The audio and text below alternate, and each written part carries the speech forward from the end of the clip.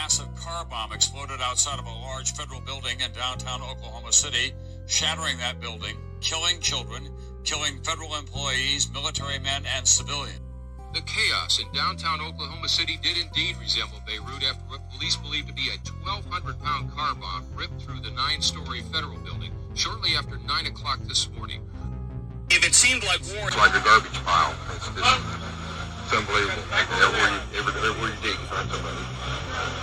Everywhere. I found myself this morning looking back at things and thinking of things that I didn't really think about during the thing, and tears still come to my eyes. Seemed like war. They are saying there's an 8-foot crater, and a couple of cars at least have been joined by the heat and the force of the explosion. In Lebanon, a spokesman for the Iranian-backed Hezbollah said, "We are only interested in liberating our land from the Israeli occupation. We have no relation with the explosion inside the United States." Of course, he didn't suffer. He was playing and he just blinked, and when he opened up his eyes, he's in heaven. There you see the farmhouse right now. This is where 2 individuals, we believe 2, maybe more, were being sought. Seemed like war. That's a farmhouse said to be owned by 2 brothers with possible links to the bombing. They are identified as James Douglas Nichols and Terry Lynn Nichols. Law enforcement sources say those 2 men and McVeigh were expelled from a paramilitary group for being too radical.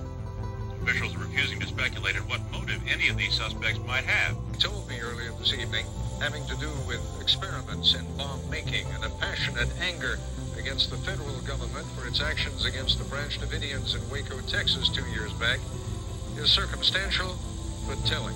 One suspect, according to our sources, is in custody now. 27-year-old Tim McVeigh, the crew-cut John Doe number 1 in the FBI sketch, had been stopped for speeding in this Mercury Marquis, 60 miles north of Oklahoma City, about 90 minutes after the bombing.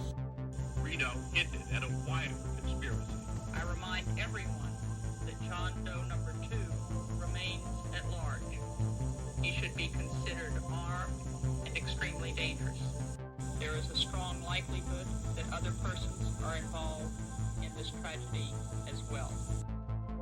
Seemed like war. Hello and welcome to the Deathcast. I'm your host, best-selling author Ian Totten. I'd like to thank you for joining me as we prepare to take our 4th look at the Oklahoma City bombings. As always, I have our normal show notes. If you would like to follow me on social media, just search for Ian Totten Author, The Deathcast, or Corpse Creek Publishing. I am on most major social media networks. In fact, if you just do a Google search, most of them will come up. If you would like to join the show's mailing list, just go to corpsecreekpublishing.com and click on the sign up button that pops up right when you enter the page. If you are interested in helping with the production of the show or just want to say good job, please consider clicking on the donate button. Buy me a cup of coffee or a pack of smokes. No amount is too small, and obviously no amount is too large. If you are interested in becoming a Patreon member of the show, you can go to tinyurl.com/DC Patreon. For as little as $2 a month, you can become a member and help offset the costs of producing this show. There's currently 1 episode up in the Patreon feed with more to follow. If you really want to help support the show, and given money is out of your reach at this period of time, which I completely understand given the current economy, consider going to your favorite podcast app and clicking on the subscribe button and leaving a 5-star review, just as this individual did over on Apple Podcasts. This was left by Nick the D, titled All the Way Live. The Deathcast is an excellent podcast, and Mr. Totten is well researched on each of the topics he selects for the episodes. Ian provides information and insight during every episode that I did not know, and he presents in a compelling and entertaining way. If you're interested in an educated opinion and a fact-based podcast that doesn't pull any punches on a variety of topics, this is the podcast for you. Ian is clearly blessed and will be a blessing to you. Thank you, Nick the D, for that glowing review. And lastly, for those who've been listening to the show over on Good Pods, I really want to thank you. I woke up, believe it was Thanksgiving morning, to find out that our show had broken into the top 100 on their worldwide true crime podcast charts. And as of this recording, it is sitting at number 49. That's Good Pods. So thank you for everyone who is listening to the show, sharing it, and enjoying what I do. It really is appreciated, and it's quite humbling. All right, now that that is all out of the way, find yourself a comfy chair, get something to drink, kick back and relax. I've got my coffee, I've got my cigarettes. Let's go into the crypt. When we left off on the last episode, we were discussing the possibility that Timothy McVeigh had been in the Special Forces and how McVeigh had given varying stories, sometimes claiming that he had made it through Special Forces, other times claiming that he had actually gone into the intelligence apparatus of the United States government, while to others stating that he had washed out of the Special Forces training and was no longer affiliated with the federal government in any way, shape, or form. On August 7th, 1990, the United States government dispatched an estimated 40,000 troops to Saudi Arabia. For those young enough to remember, tensions between the United States and the country of Iraq had been building over the previous few years. This was done ostensibly because Iraq had invaded Kuwait, and the troops were sent without congressional authorization. It should be noted for anyone who hasn't been paying attention, the Iraq had a very large cache of oil and oil reserves, and reality is the U.S. government wanted that. You can argue with me on that point, but that's the reality. It had nothing to do with freedom or, saving the people of Kuwait. It was all about oil. It has always been about oil, because if you haven't noticed, the only people in the Middle East that the U.S. government ever supports are those who continuously give us good deals on oil. Those who do not play ball with us are eventually targeted in some way, shape, or form, and that was the case here.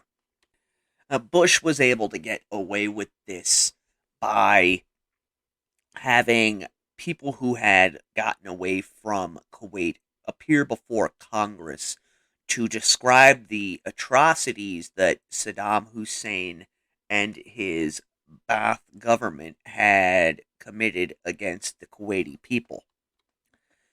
In conjunction with this, they also had a very carefully crafted image of Saddam Hussein that the U.S. government pushed on the American people in an effort to gain support for this war. They likened Hussein to Adolf Hitler numerous times.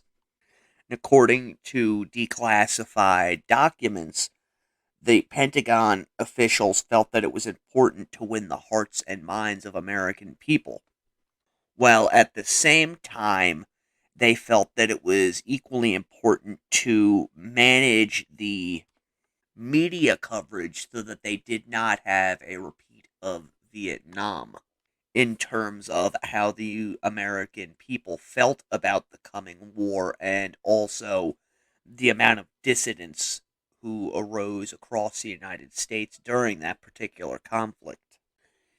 Because of this, the government put out a new media policy for this particular conflict, banning the showing of U.S. troops arriving overseas, as well as the removal of bodies.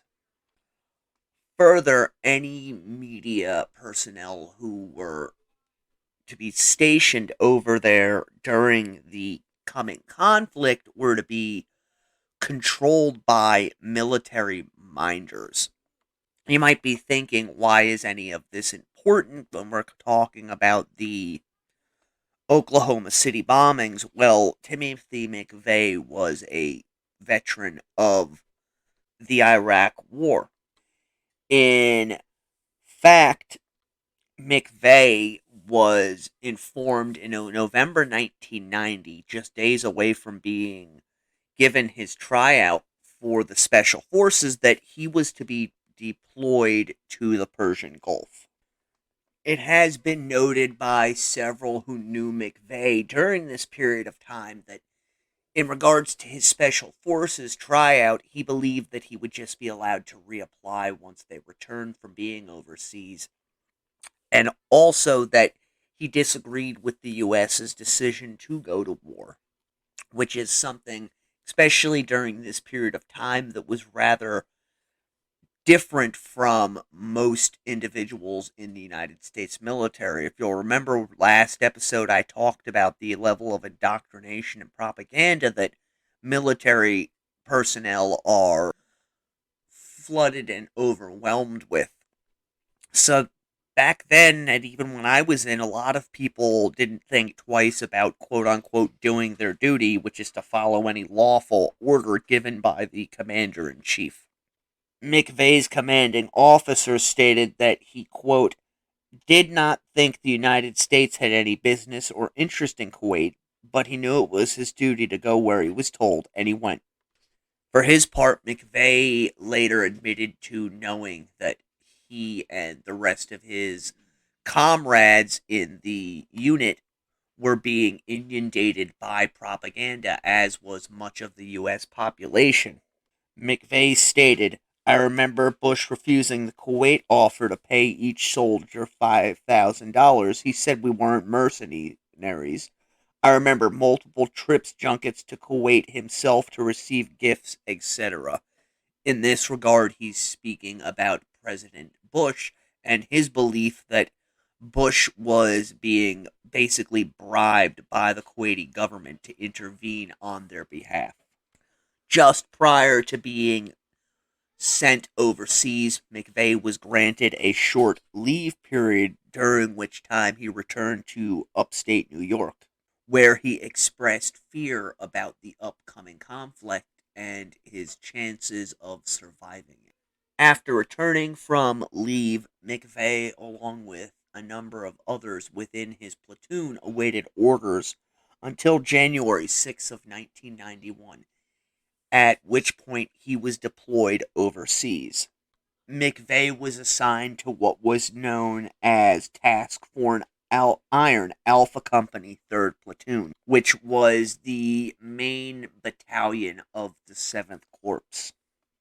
On January 17th, 1991, the United States and its allies attacked Baghdad and the surrounding environs by air.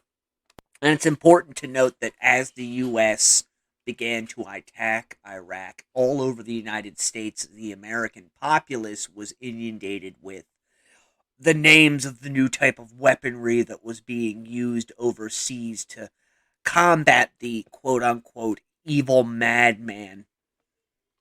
It has been stated that during this initial salvo, the United States deployed napalm, which is a violation of international law. The reason given for this was that it was necessary to destroy Saddam Hussein's stockpile of weaponry before the all-out invasion of Iraq began.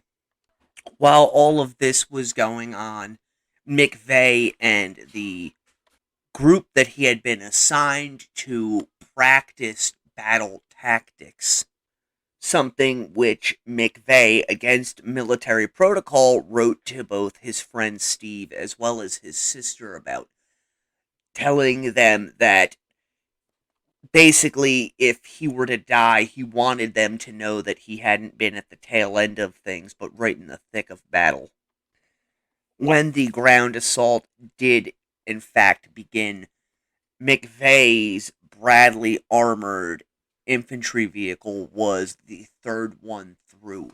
While many media outlets tried to portray these first few units that went over into Iraq as being heroic, McVeigh and those who participated in the initial assault saw it for what it actually was, a suicide mission which was designed to test the enemy's firepower. McVeigh stated that they were sacrificial lambs and they had not, in fact, been expected to survive. In fact, according to one individual who was involved in the initial assault, they had been warned by commanding officers that most of them would not survive, stating, quote, McVeigh got the Bronze Star because when we started the battle, his truck was the third one to cross through. We weren't really the advanced forces, we were the guinea pigs they used. They sent us out to test the artillery on the other side. That, along with everything else, we were the breach element. The chaplain came up to us and said, well, out of the whole unit, 90% of you ain't supposed to be here today. Talking to me. That's a great thing to hear from your chaplain. They told us we were supposed to be dead. This is the mindset that McVeigh and his cohorts in these initial assault units carried with them through the remainder of their time in Iraq. McVeigh would write letters home and in later years talk about things that he saw while he was in Iraq that both himself and others were ordered not to discuss. Basically, war crimes committed against the Iraqi soldiers they were fighting, but not just Iraqi soldiers, individuals who, to the infantry, seemed suspicious. He told of accounts of Bradley vehicles destroying lone vehicles out in the desert before calling in airstrikes to neutralize the entire area. McVeigh found situations such as this quote-unquote hilarious, as after being involved in these actions, he would sit back and watch press conferences where U.S. military personnel would deny having made any incursions into Iraq itself. And this is important to note because I know numerous people who were involved in the war in Iraq who all have stated to me that, basically what the U.S. government through the media was putting out was complete hogwash and rubbish. They were there for one reason and one reason only, and that was to completely and utterly decimate the Iraqi army as well as demoralize the people, and they did that in every manner available to them, whether those manners were legal or illegal. The war in Iraq officially began on February 23rd, 1991. Networks across the United States broke into regularly scheduled programming to inform viewers that the ground war was now underway. In conjunction with this, Dick Cheney, who was the Secretary of Defense, suspended all media briefings concerning the war for a period of 24 hours, and he did this by citing needs to maintain operational security. McVeigh saw a lot of awful things over there, probably the most important being that he has stated that he saw members of the United States Armed Forces, including members associated with his own Bradley unit, kill surrendering Iraqi soldiers. The first time this happened was just after they officially breached into Iraq, and McVeigh fired upon a machine gun nest and saw, quote-unquote, a red cloud rise up from within, at which point the surviving individuals within the trenches surrendered, and the other vehicles around them began to open fire on them indiscriminately. That's an important piece to take note of because this further helped to shape Timothy McVeigh's world views as well as his views on the federal government. Prior to the actual invasion of Iraq, the men had been instructed to prepare for an enemy that did not fear them and wanted to see them dead, but by McVeigh's own account, as well as the accounts of many others, this was not in fact what they encountered. They encountered young men who, much like themselves, were terrified of the war, and this was compounded by the fact that the invading army was showing no mercy for them. It should be noted, too, however, that while McVeigh gave this account, other members of Bravo Company said that it was McVeigh himself who continued to fire on the surrendering Iraqis, despite orders from above to cease fire.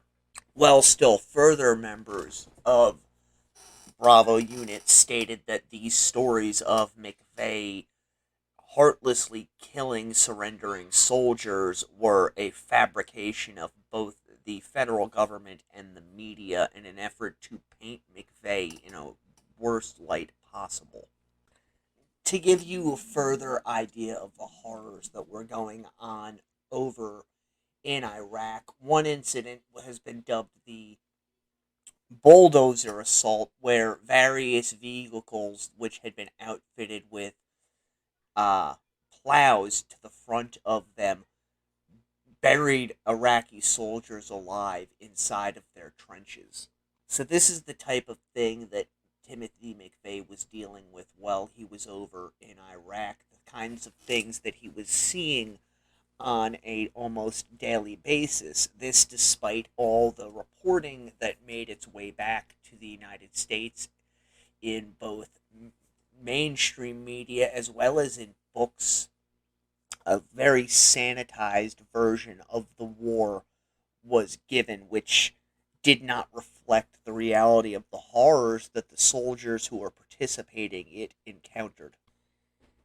Individuals in McVeigh's platoon later stated at McVeigh's criminal trial that he had taken great glee in the amount of death and destruction that he had sown, going so far as to take pictures of the dead and dying. However, this has never been verified or corroborated by anyone who was not directed to say these things by the federal government. And in fact, McVeigh himself denied ever taking joy in the wanton slaughter of individuals, and also stated that the driver of the vehicle that he was in was the man who had actually been taking pictures of the dead, not himself. In describing his experiences during the Gulf War prior to his execution, McVeigh stated that the entire experience of being over in Iraq left him feeling like the bullies that he had despised in his youth. And this is understandable given the horrors that he had witnessed and perhaps had even partaken in himself. There's a lot more to what McVeigh experienced over in the Gulf. However, I am not going to delve into all of that, as that would take hours upon hours to recount. Suffice to say that McVeigh's experiences over in the Persian Gulf, particularly in Iraq, were not unique or limited just to him, but thousands of returning soldiers have recounted similar experiences and feelings of disgust with their government and their own countrymen based upon what they saw and experienced. What sets McVeigh apart, however, is the sudden and drastic turn that he is going to take in the next few years. Sometime towards the end of March 1991, McVeigh was sent back from the war in Iraq to participate in the Special Forces Assessment and Selection course. It's said that McVeigh washed out of Special Forces training during this period of time. However, there really is no verifiable record to base this upon other than both the federal government's claims and at times McVeigh's own claims. And I've talked about this briefly here and there throughout this series. McVeigh told different stories to different people at different times. What I mean by that is that at some points, McVeigh would state that he washed out of Special Forces training as it was just too physically and mentally arduous for him, while at other times he would state that he had completed his Special Forces tryout and in fact had joined Special Forces. And at other points, again, as I stated at the beginning of this episode, he would state that in fact he had become a member of the intelligence gathering community, be it CIA or FBI. Which story you believe really depends on how duplicitous you believe our federal government may be in the Oklahoma City bombing, but also on whether or not you choose to believe the things that McVeigh states. Because again, he was very contradictory in numerous aspects of his life when describing them to biographers and to media outlets and even his own defense counsel. He would say something and then retract it or change it, stating you didn't understand what it was that I was talking about, that type of thing. In any event, when members of Charlie Company returned from Iraq, as the story goes, McVeigh was at the base, and they were mostly surprised to find him not away on some type of Special Forces mission.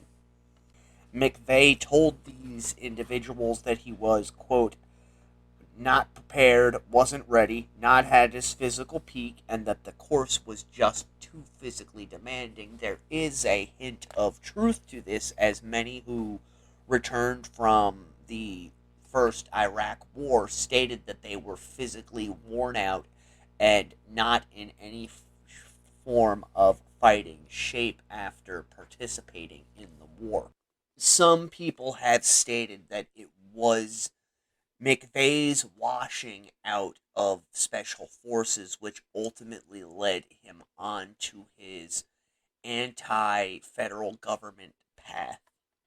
That he felt disillusioned that the government had not allowed him time to recuperate after returning from the Persian Gulf to the point where he would be able to successfully complete the training required of him. Well, McVeigh himself stated that his washing out of Special Forces had nothing to do with what was to later come, expanding on that by saying his experiences and beliefs over the course of his life led him to the conclusions that ultimately resulted in the bombing of the Murrah Building. Some stories state that McVeigh flunked the psychological portion of his exams to get into the Special Forces. Well, McVeigh is said to have told individuals upon arriving back at Fort Riley that the SFAS had been canceled. He also told his mother that he had dropped out when it became apparent to him that the course, the Special Forces course, was in fact more leaning towards book learning than it was on actual combat. So here again you can see some of the contradictory statements that McVeigh gave. Some people have stated that he may have given these because he was just ashamed at not being able to pass the tryout. We will get back to the story of McVeigh and the Special Forces in just a moment.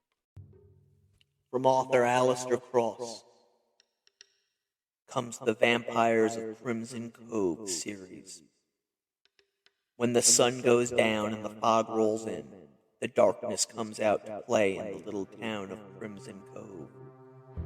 By day, it's an idyllic mountain village, but after sunset, stay inside and lock your doors. Between dusk and dawn, the streets run red with blood. Two brothers, Brooks and Cade Coulter, know all about the darkness. One fights it, and the other is part of it. And although he tries to stay on the side of light, can you ever really trust a vampire? This is what New York Times best-selling author of the Walking Dead series, Jay Bonansinga, has to say. Put Bram Stoker in a giant cocktail shaker, add a pinch of Laura K. Hamilton, a shot of John Carpenter, and a healthy jigger of absinthe, and you'll end up with Alistair Cross's modern gothic chiller, The Crimson Corset, a deliciously terrifying tale that will sink its teeth into you from page 1. The Vampires of Crimson Cove series is available on Amazon in paperback, ebook, and Audible. Also available on Kindle Unlimited. Then there is the story that McVeigh gave to many, which is that during the SFAS training, a group of officers handpicked McVeigh and a number of E5s from the formation and quote-unquote made them feel special by informing these men that they had been handpicked based on their intelligence and physical makeup. These men were then asked to volunteer for a unknown covert assignment where they would act as military consultants for both domestic and international civilian police forces and intelligence agencies. According to McVeigh, the nature of this assignment was not disclosed to those who had been handpicked until after they had accepted the assignment. Again, according to McVeigh, after returning to Buffalo, New York, this is after he got out of the military, he made frequent contacts with his handler. And again, according to McVeigh, as time wore on, he began to become distraught with the exact nature of his mission. It was at this point that McVeigh became suicidal and decided to lay the entire thing out to his grandfather, at which point he decided that he needed to leave Buffalo. McVeigh also stated that there was a drastic change in his personality after getting out of the Army, and that many of his family members believed him to be mentally disturbed. He described this as all part of the cover he had been given by the federal government in order to carry out his secret mission. This particular train of thought works into the idea that the Oklahoma City bombing was either a quote-unquote false flag perpetrated by the United States government, or it was a sting operation that got wildly out of hand and was unable to be stopped once it had started, which we will get back into further on in our story. I just want to point out where all these various threads are going. Again, this was a story that McVeigh touted at various times, basically that he was so far superior to those who were trying out for special forces that he was handpicked to be part of this clandestine operation, and that after being given his cover and, to all intents and purposes being discharged from the military, once he learned the exact nature of things, he decided that he was going to go rogue against the powers that be. Although it should be noted that McVeigh later disavowed this particular train of thought as a giant ruse that he had conducted in order to paint a picture for his sister of his mindset at the time. many have stated that this story that McVeigh put out there was, in fact, further evidence of the delusional fantasy life that he lived within his own mind. It is known, however, that McVeigh's mother and sister wholly believed these stories, and it's known about this because the FBI, who had placed them in a hotel room for ostensibly their own protection, had in fact bugged the room as well as telephoned in all of the McVeigh's residents, and it was learned that his sister repeatedly made references to the fact that McVeigh's experience in the military, particularly with special forces, had weighed heavily upon him, and that his sister and eventually his mother believed that McVeigh had in fact gone rogue, and in doing so had made himself a target of the shadow agencies. There is another version, again, of this story that McVeigh told his first defense team after having been arrested and charged, wherein McVeigh is quoted as having said he had been operating within the confines of the United States government when he did what he did. Quote, having been recruited by the government while serving a 4 to 5 month period in the National Guard, his duties were to search for neo-Nazis and other problem troops within the National Guard, and that the operation had gone well, and eventually he had been instructed to participate in the bombing plot for the Murrah Building.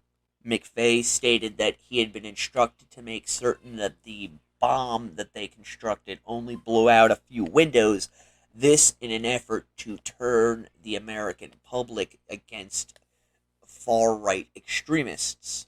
According to McVeigh in this interview, it was his belief that the truck which they used had been switched out for a different truck which carried a heavier, more destructive device than the one that he and his Confederates had constructed.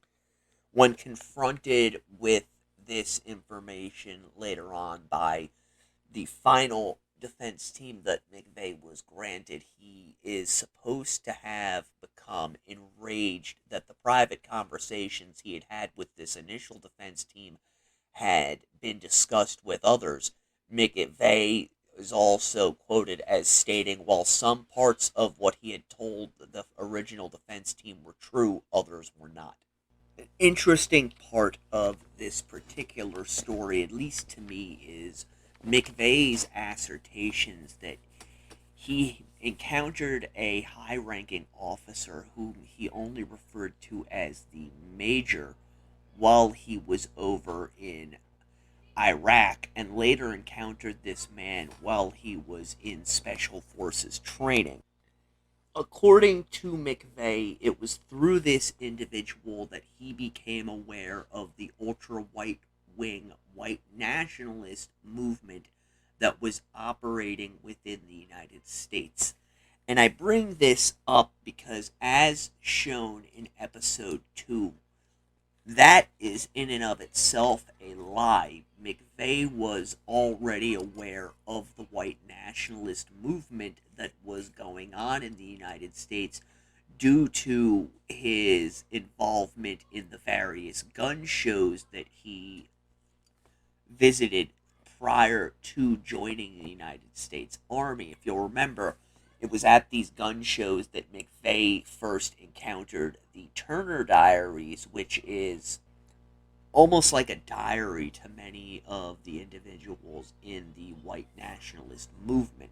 McVeigh, when talking about this shadow individual known as the Major, stated that he was informed that the white nationalist movement was in fact militant in fashion and was quickly spreading throughout the United States, and that the United States government wanted these organizations to be infiltrated so that they could eventually be dismantled.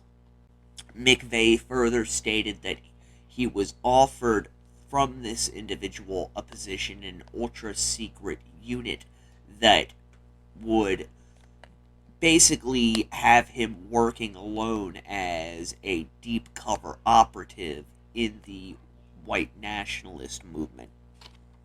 McVeigh stated that it was in fact the major who told him to wash out of special forces and tone down his, quote, hotshot performance in the Army, and that McVeigh should quit the Army altogether by the end of the year. McVeigh was to familiarize himself with the rhetoric and literature of the extreme right and create a plausible aura of a disgruntled soldier before awaiting further instructions. Again, as I just mentioned a moment ago, the idea that McVeigh would need to familiarize himself with the various aspects of the white nationalist movement is laughable by not only his own statements after being arrested, but by the statements of those who knew him prior to going in the United States Army, as well as those who knew him while he was in the Army. Everybody says that McVeigh was well versed in the Turner Diaries and already had an extremist right-leaning mentality. Could there be some truth to this assertion by McVeigh? It's possible, although I find that particular part of the story highly unlikely. By that particular part, I mean specifically the idea that he was told to familiarize himself with the various aspects of the white nationalist movement. It is highly possible that he was singled out for this assignment based on his already strong beliefs in the white nationalist ideology. But it's also just as possible that McVeigh, due to the things that he had experienced in the war and the already burgoing fantasy life that he was living out within his own ears, constructed this entire scenario within his mind to either A, make himself seem bigger and more important than he really was to his family, B, to try and paint the government in a much more unfavorable light than it was already painted in, or C, he was completely delusional and had no firm grasp on reality. The last one I don't believe to be probable, but again, there's so much about this case that has never been released that people have asked for, which the government has simply refused to give them access to. It's hard to tell fact from fiction in terms of McVeigh, beyond the fact that the idea that he had no idea of the white nationalist movement is laughable. Now, again, according to McVeigh, he accepted these orders and found delving into the white nationalist movement literature and ideology extremely easy, as he already had a burgoing familiarity with them.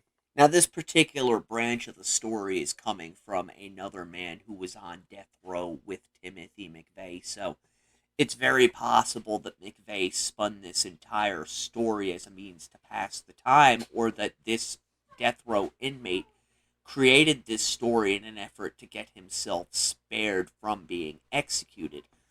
In any event, according to this inmate, McVeigh accepted the orders, after which he began to inundate himself with the white extremist literature and ideology, something that McVeigh found to be very easy already, as he already had extensive knowledge of both.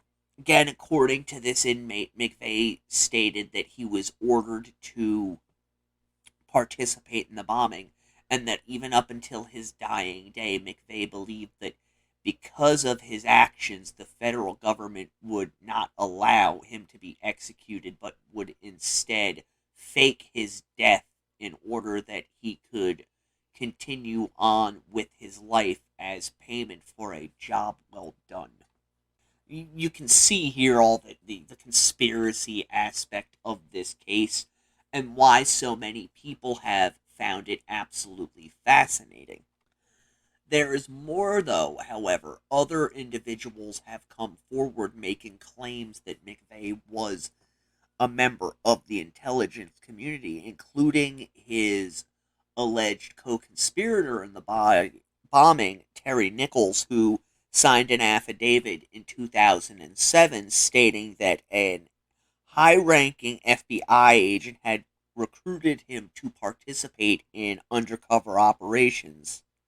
And it was through this individual that both he and McVeigh had been instructed to participate in the bombings. According to this affidavit, Nichols stated that McVeigh became enraged that his handler had changed the original target of their planned bombing. Again, this is all according to Nichols in an affidavit which was sealed after he signed it.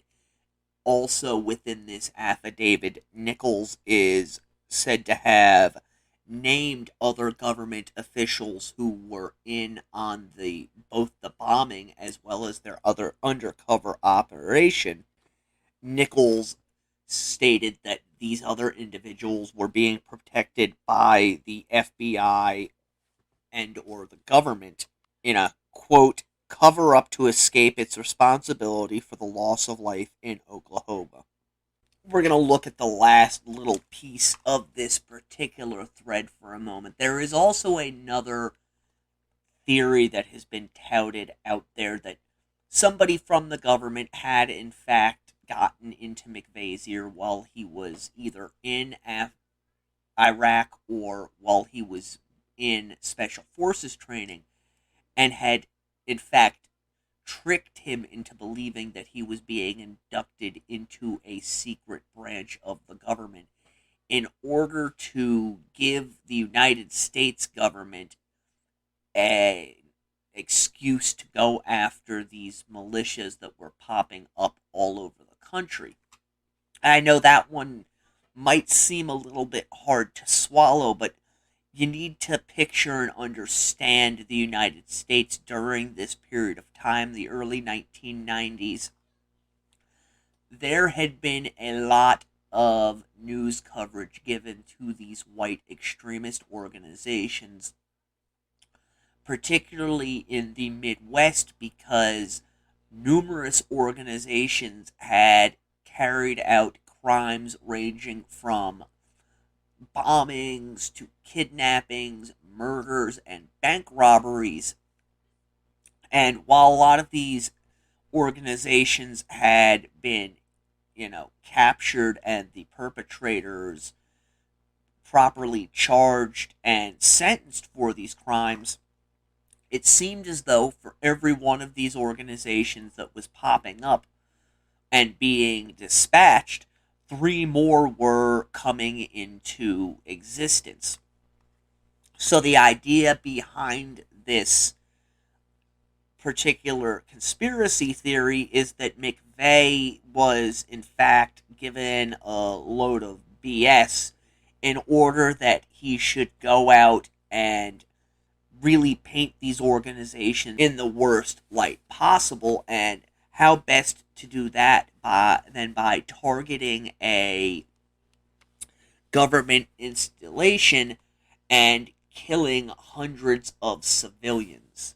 This particular thread, I don't personally believe.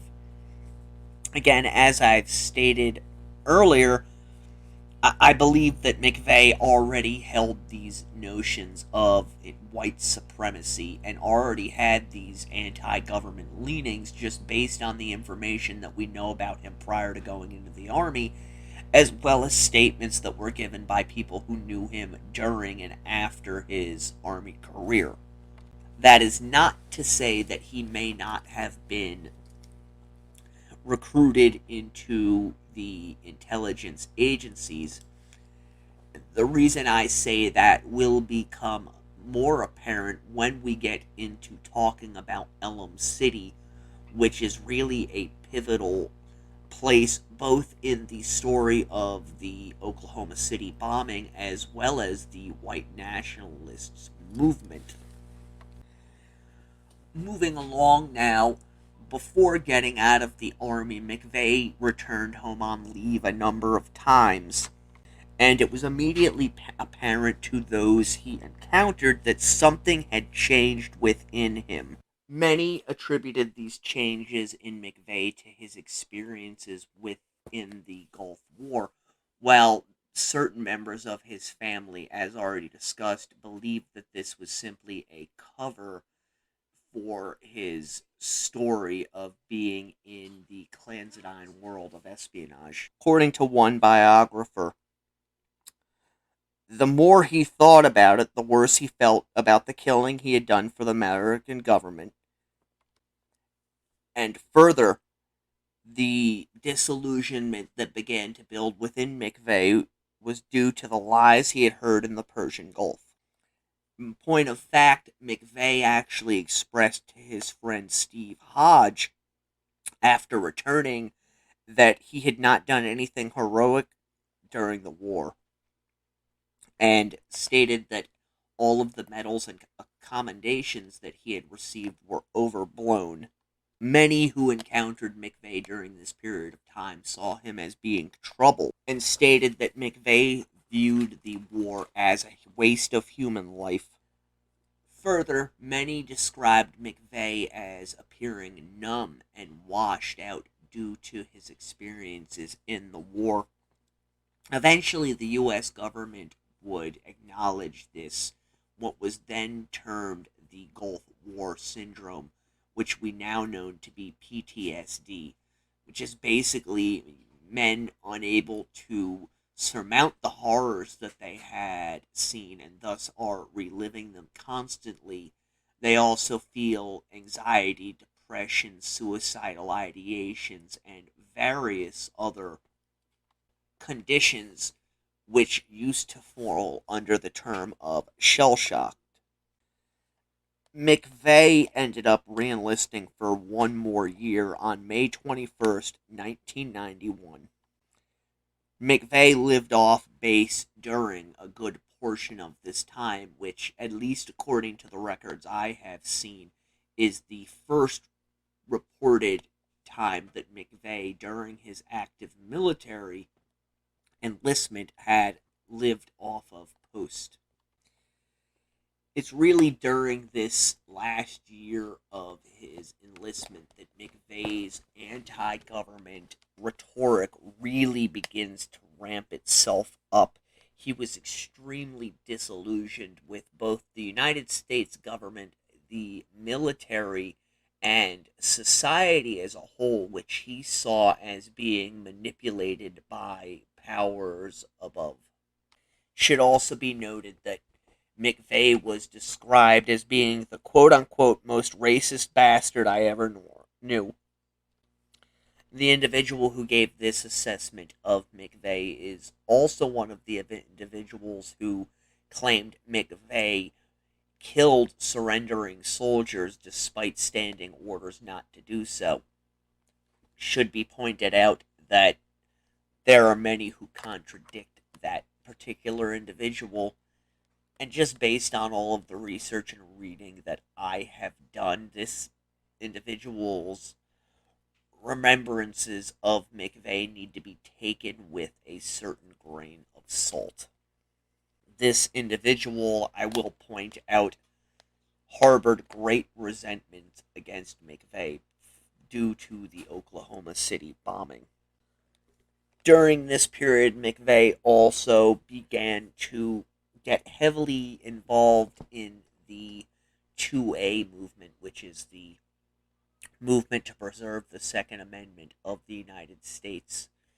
In point of fact, again, he wanted to join various organizations that were in support of the Second Amendment. In conjunction with all this, other soldiers noticed that McVeigh just didn't seem to care about being in the United States Army any longer. And it was during this time that McVeigh began to spend increasing amount of times with Terry Nichols. And it is suspected that it was during this time that McVeigh, who we know already had experience and encounters with the right-wing extremists really began to embrace them wholeheartedly, as according to numerous different sources, McVeigh saw a coming day when the United States government would attempt to oppress the masses and take away their means of self-protection. Which, my own personal opinion, again, some conjecture, is very possible. The guys have returned home from war. They're disillusioned by not only the things that their government has told them, but also told the American people. They have seen things that most people never will see. They have seen the wanton destruction of human life for really no reason whatsoever, all while their government is praising them for their bravery. So now they're sitting around, the war is over, McVeigh and Nichols are starting to look towards getting out of the military, and they're talking about these things that they have experienced amongst each other, as well as they're feeding into each other's various views on things in regards to the government and the militia movement, all that kind of stuff. So really, they're feeding one another's mania.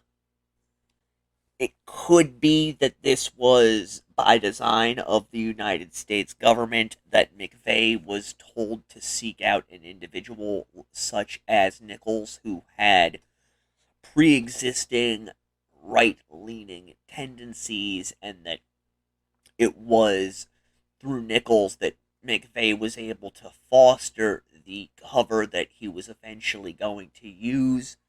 We don't know for certain, but it is known that McVeigh and Nichols harbored many of the same sentiments about the government, and that they fed off of each other, and that this feeding off of each other really began during this final year of McVeigh's enlistment.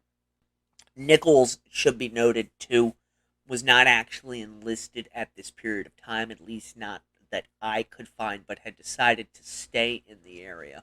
Should also be noted that many other members of McVeigh's unit noticed that he began spending most of his off time with former military personnel and people who lived around the base who held similar political views as he did, and that because of this association, McVeigh became much more closed-mouthed than he had previously been. Also, during this period, McVeigh is known to have continued with his obsessive compulsion to read and reread the Turner Diaries, as well as give copies out to those that he encountered whom he thought might have similar political ideology as he did. Concerning the Turner Diaries, McVeigh stated, "I think that Turner Diaries, at least the first 100 pages, should be required reading for everyone on the defense team, because the truth is, it is a blueprint.